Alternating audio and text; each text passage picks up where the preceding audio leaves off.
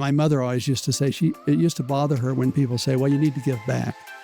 And she says, no, you don't need to give back. You need to give. Subtle skills, big results. Welcome to the Ninja Selling Podcast. Hello, everybody, and welcome back to the Ninja Selling Podcast. I'm Rob Nelson, and he's Larry Kendall. Larry. Thanks for being here today. A few weeks ago, actually about a month ago, I posted on the Ninja Installation Graduates Facebook page and the Ninja Selling Podcast Facebook page the question, if you could ask Larry Kendall anything, what would it be? Whether it's about ninja selling or real estate or life in general, we want to hear from you. Larry, just for the sake of transparency, I think we should tell people that we actually recorded this episode a week ago. And as we went through this episode and you answered the questions, we both kind of agreed that it wasn't our best. I think one of the most interesting things about Ninja and the idea of doing the best you can is that we have opportunities to hit stop, not release the podcast, re-record it, and do a better job this time. So how about we go for the questions and do a better job today? Okay. All right. So Larry, one of the questions came in from our friend Eric Hardy. Eric is the creator of the Ninja Planner. And Eric said, of all the books you have read and have on the Ninja recommended reading list, which one book has had the greatest single impact on your life direction, how, and why? I thought about that because I've read a lot of books, and I would say the one book, if I had to pick one book, it would be Think and Grow Rich by Napoleon Hill. And I was introduced to that book in high school, and that was I think a formative time for me. So that book had a big influence, and then I began to swim upstream from that book to what were the books that led Napoleon Hill to write that book. I think that will open doors for a lot of people. I would guess that most of our ninjas have probably read Think and Grow Rich. Yeah. And Larry, so you said that high school was a formative time. It's interesting because a lot of people come across a book like that sort of early in their career, their business life, right? But were you in business in high school, or what was going on for you that made it a formative time? Well, I've been in business since I was a kid. I've had a lot of businesses, and so business has always been something I do. And obviously, I related to that book. I think I got the book because I'd read an article that Napoleon Hill was a cub reporter for the Chicago Tribune, and he had been set out to interview the most successful people of that day, people like Henry Ford and Alexander Graham Bell and so on, John D. Rockefeller. Then summarized it in that book. And I thought, well, I should read that book. Mm-hmm. And so I picked it up, and the rest is history. Interesting. So when you put that book down for the first time, how did it change your life? Well, I think that the biggest influence came right after I graduated. My mother, who I was very close with, was killed in a car wreck when I was 18. And I went through a dark period, obviously, sadness and grieving.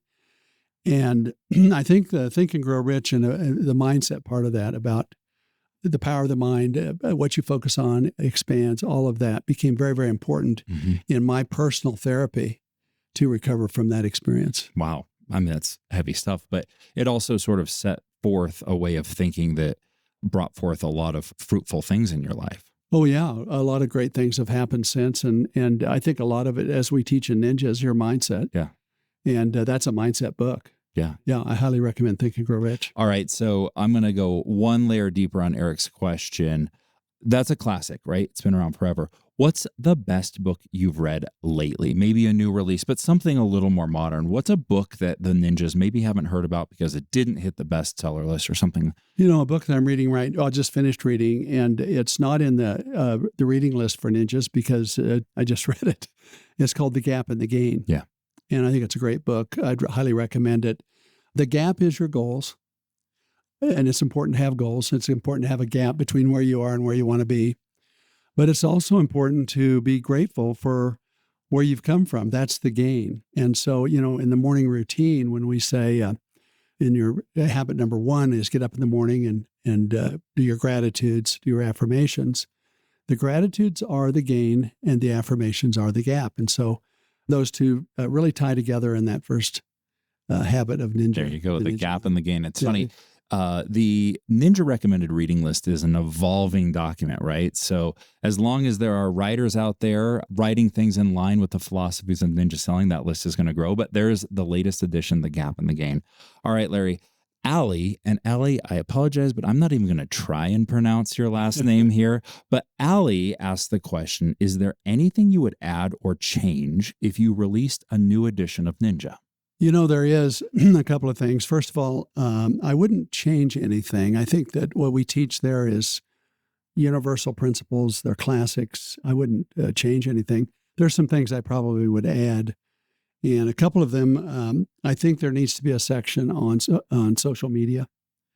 Specifically, what we teach in Ninja is pull more than push. Mm-hmm. Use social media as a database to look for pain and pleasure and then respond offline. I think that's very powerful. That would be something I would add to the book. The second thing, it's interesting. I went back to the book today again and looked at it, and I don't know why, but we gave for a seller the five things we do for them to get them to the top of the range, but we left out the value clarification question, which I think is a critical question for those of you that maybe haven't heard of it or read it or taken a class. It's you ask a seller, do you believe your home will sell for a fixed price, or do you believe it will sell in a range of value based on the marketing and negotiating skills of your realtor? And I've asked that question so many times. I don't know why we missed it in the book, but typically a seller will look up and they'll think about it for a minute and they'll say, you're probably, there probably is a range, and what you've just done is exploded what we call the big myth. And the big myth is that there's a fixed price for a home. The minute they realize there's a range of value that could be dependent upon what you do for them on their behalf, all at once, you've just converted your commission from an expense into an investment. And I think that's and then you say, my job is to get you to the top of the range. There's 5 things that I do to help you get there. Those 5 things are in the book. They're in step 8 of the seller process in the book. But yeah, I would put that in there. All right. So when that second edition of Ninja Selling gets released someday, it will have the Ninja social media strategy and the value clarification question. Rob, before we leave the book, I want to compliment you because when we wrote the book, we wanted to do the audio version, and our publisher said that they didn't want me to read the book, that they'd had a bad experience with authors trying to read their own books, that we needed a professional to do it. I shared that with you. You said, why don't we do this? Let's go on our own and do this. We'll find a recording studio. We'll find somebody to help us with it. And we did. And thank goodness for you. That audiobook wouldn't be here if it wasn't for you. So thank you for that. Well, it sounds like you might get the opportunity to add a little bit to it here in the future, Larry. Yeah. So I feel like the production of the audiobook is a podcast in and of itself. And we're not going to tell the story of 2 bagels right now, but when we record, maybe we'll record it on the creation of the Ninja Selling book and the audiobook and all that went into that. Sometimes people take for granted how difficult that really is. So, Allie, there's the answer to your question. Our next question comes from Lori Walker. And Lori says, in the 8x8 campaign, either knocking on the door or phoning in week 8, since we haven't yet met them, how should we start the conversation? So an 8x8 campaign, for those, the ninjas that either haven't heard of it or don't recall it, it's 8 touches in 8 weeks. It's an auto flow program on steroids. And in the 8th week or the 7th week, it's typically a phone call or a face-to-face. Basically, the way we teach using it is how to build relationships and how to maintain relationships. So if you meet somebody for the first time, maybe you meet them at a party, maybe you meet them at an open house, maybe you're introduced to somebody that you'd like to build a relationship with, you put them on 8 touches in 8 weeks. It's basically 6 mailings, on the 7th week a phone call, on the 8th week a face-to-face. You can also use it to help rejuvenate a stale database. If you've got people that you haven't talked to for a long time, it'd be kind of awkward to call them. You can warm them up really with the 8 and 8. And it's also a great way to rebrand yourself if you've just are new in the business or you've just switched companies. In her question, what she's asking, I think, is more of a geographical farming use of 8 and 8, which works as well. So you've identified a neighborhood. You want to build your brand. You want to build your reputation. You want to become top of the mind in that neighborhood.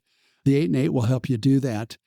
But you also want to be able to have some sort of live interaction, either a phone call or a face-to-face. And I think that's her question. What do you do on week 8 to do that? You haven't met them. They've been receiving your materials. And so what do you do? Yeah. If you have the phone numbers, I would recommend a phone call. Introduce yourself and ask them if they've been receiving your material. They'll probably say they have. And ask, do you have any questions on the materials, or do you have any questions about real estate? And that will strike up a conversation. I think it's also good to, if it's a safe neighborhood, to door knock. Mm-hmm. Just knock on the door and introduce yourself and say, hi, I'm... Same dialogue, right? Yeah, now you could put a face with the person that's been sending you that information, Mm-hmm. and it's pretty much the same dialogue. Yeah, wonderful. Wonderful. I think that answers the question pretty well. So George Belleville has a question, and it's a little ambiguous, so I think we're going to have to make up some interpretation stuff here, Larry. But how does a ninja retire? And I think what he's asking is, so I've built this business around the ninja selling system, right? It's time for me to move on to whatever's next in my life, and I don't want to be in the real estate business anymore. How do I pass that business on to somebody else so that I can exit? I think that's the question. Is that what you understand? Yeah, you bet. I think that's a great question, and a question that's very relevant. I hear that quite a bit from ninjas. They've built this great, and they built value in that business. And how do they basically monetize that in a way that they can retire from the business? It's easier said than done. And here's the challenge that we have is most people know about 12 realtors. And so the minute you get ready to retire and say, I'm going to introduce you to the new member of my team, a lot of people say to themselves, I don't know that new member of your team. I have 11 other realtors that I know. And so it's very difficult to make that transition. It can be done. In my observation, it takes a plan, and it takes typically 2 or 3 years. So you bring that team member on board with you. Your clients become comfortable working with you and your team member. There's a wonderful book on that I would highly recommend anybody who's thinking about how do they retire and pass their business on. It's called The Golden Handoff. Think of a baton, a handoff. And it's very well documented as to how that whole process works. I would say to George, buy the book, The Golden Handoff. And Larry, I want to give a shout out to one of our ninja coaches, Joanne DeLeon, who is a long-time real estate agent at the Group in Fort Collins, Colorado. One of your mentees, you worked together for many years. About a year ago, said, I think it's time for me to figure out what's next. And what's next for me, I'd like to step out of real estate sales, serving buyers and sellers, and I'd like to become a ninja coach. So over the last year, and continuing for probably another year or so, as she builds her coaching practice under the Ninja Coaching brand, she has executed the Golden Handoff. Yeah. And it's a really interesting resource. You can reach out to Joanne DeLeon, joanne@ninjaselling.com. You can get in touch with her and certainly ask any questions you would have, because she is 2/3 of the way through this process. It's gone incredibly well for her and for the agent to whom she is passing the business. And that's one of the most amazing things about our world, is that we have people who are in the same positions you are, and our goal is to connect you with them. Yes. Cool. Last question from our Facebook questions, Larry. Steve Green says, who do you admire most in the business world? I had to think a while on this one. You know what's interesting? A kind of related question. A lot of people ask me, who are your mentors, or who've been mentors in your life or your career? And other than my parents, I really haven't had that mentor. I guess I would say the mentors for me have been the books that I've read. I have, though, had a lot of heroes or role models or people that I admire. Certainly when you ask the question, who do you most admire? Now you've got to get it down to one person. And I would say that person probably would be Warren Buffett. Even though I've never met Warren Buffett, it would be wonderful to meet him someday.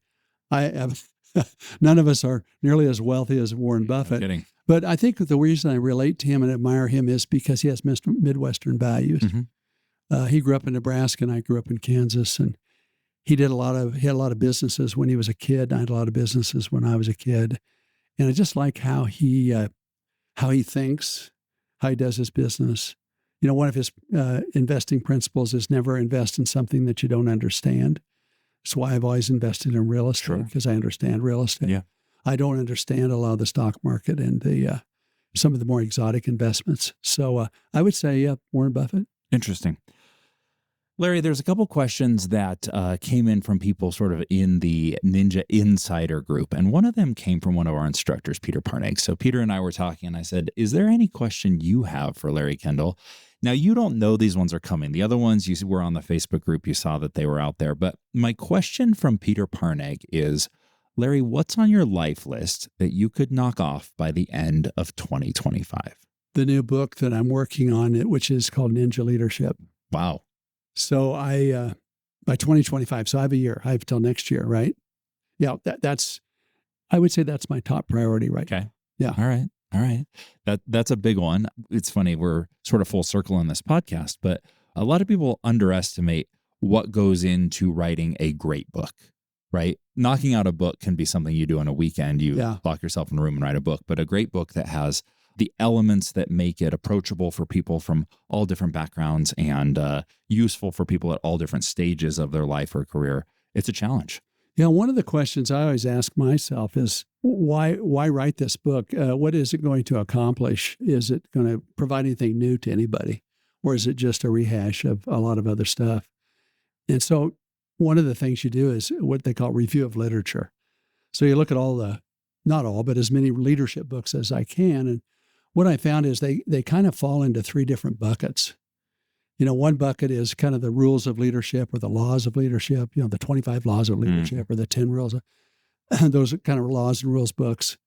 The second is the how I did it books, how I built this company or whatever. And the third one is kind of the leadership parable type books. Yeah. Patrick Lencioni's books are incredible, famous for that. Mm-hmm. What I haven't been able to find is a leadership book that is a system for results. Where it's documented into a system similar to the Ninja selling system. Mm-hmm. It'd be the Ninja leadership system. So anyway, that's what I'm working on. Well, it's not, I thought we were going to go to Africa or something exotic, or Larry was going to buy something, but Larry's life list has to publish the Ninja leadership book by the end of 2025. And the last question, Larry, this one comes from me.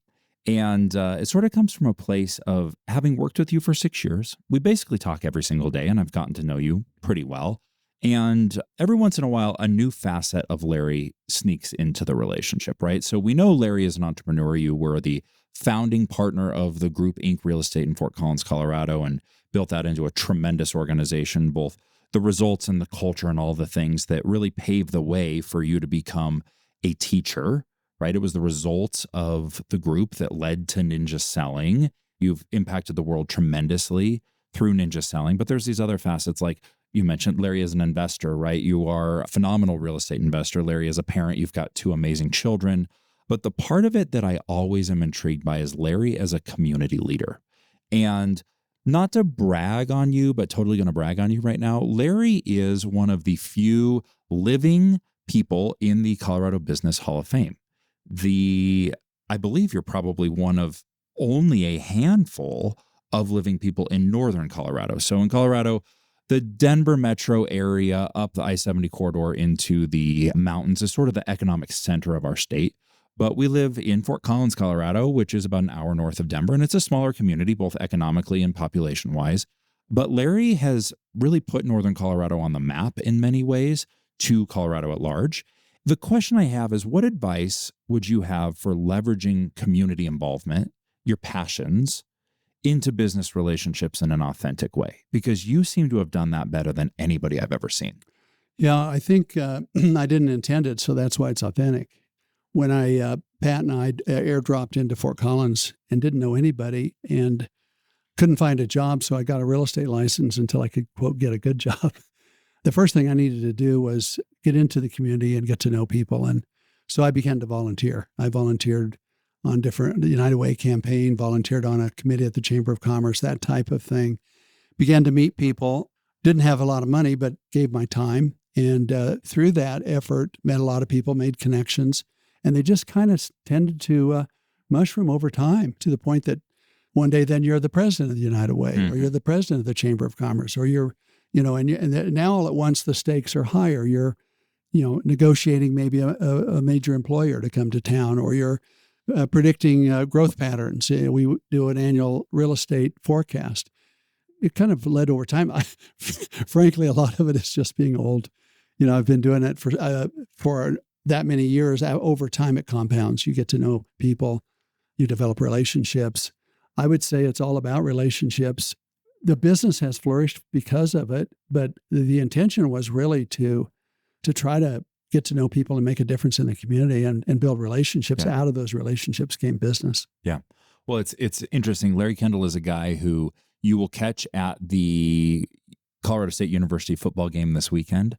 He still attends regular community groups as not just a voice of authority and not just on the board, but even when you've sort of graduated off of that, you've stayed involved in the community in a way. Is some of this fueled by the authenticity of your passion for the community and that you never had to fabricate that? And so volunteering your time didn't feel like a grind. It felt like giving back to the community that you were privileged to be a part of? Yeah, I think so. And I think a big influence was my parents. My parents taught me, they drugged me basically to different events. They were givers. They were involved.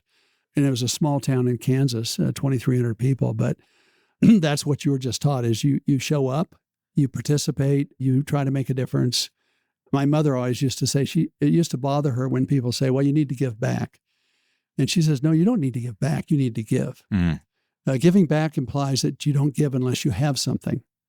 And we had nothing, but we had our time and we had our energy. And so I was taught to be a giver from the time I was a little kid. So that's fascinating. I mean, the ninjas can understand what you have given to the real estate industry. Certainly the groupies, that's what we call agents at the group, understand what you have given to their careers in creating a company that functions the way that it does. And the community, our Northern Colorado community and Colorado at large, certainly feels the effects of Larry Kendall. I think a lot of people are inspired by you. So Larry, thank you for being here today. As we sign off, and there were a series of questions, is there something that wasn't asked that you feel weaves into this conversation? Or is there a question you want to ask yourself so that you can tell the answer? Well, I think it was pretty thorough. I enjoyed the questions. It would be fun, though, sometime, Rob, for you and I to share what it took to produce the Ninja Selling audiobook. Okay. All right. Well, that's for a future episode. What I will tell you is the title of that episode will be Two Bagels, Not One. And it's a joke that we will tell on a later episode about the production of the Ninja Selling audiobook. Larry, thank you so much for joining me today. It's always a pleasure. And in the future, when we ask Larry anything on our Facebook groups, certainly chime in because, we really will ask him. It really will be Larry, and he'll give you real answers. So again, if you're not part of those groups, the official Ninja Selling Installation Graduates Facebook group is on Facebook for installation graduates to connect and go deep on topics that they would like community support with. And for those of you that are new to Ninja and just exploring the podcast, check out the Ninja Selling Podcast Facebook group, and we will certainly be in touch with you there soon. Larry, thanks again. Thanks, Rob. If you enjoyed this episode, visit us at theninjasellingpodcast.com to learn more about ninja selling classes and coaching to get you started or further your journey on the ninja path. Thank you for joining us. Now go have an incredible day.